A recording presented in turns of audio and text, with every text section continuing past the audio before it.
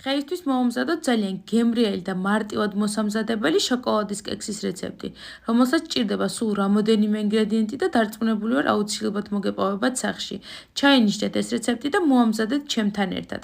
პირველ რიგში 2 ცალი მთლიანი კვერცხი და შაქარი გადავიტანოთ ჭურჭელში. გავთქვიფოთ კარგად თეთრი მასის მიღებამდე. შემდეგ მაწვაში დავამატოთ 1 ჩაის კოვზი სოდა, გადავურიოთ ამ მასაში და ასევე დავამატოთ ზეთი. დავამატოთ კაკაო, კარგად გავხსნათ, გადავურიოთ და შეგვიძლია დავიწყოთ უკვე ფქვილი შეზელვა. მე დავამატე 3 ეტაპად ფქვილი. როდესაც სრულად გაიხსნება ფქვილი, შეგვიძლია დავამატოთ ასევე ვანილიც.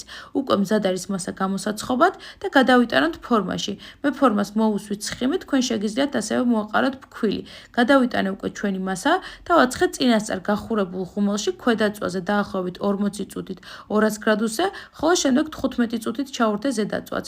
ასევე გადავუსვით ძეში გახსნილი შოკოლადი და მოვაყალეთ ხილეული, რომელიც ძალიან უხდება. გამოდის საოცრად ნოტიო, ფუმფულა და გემრიელი. აუცილებლად გამიზიარეთ შედეგი.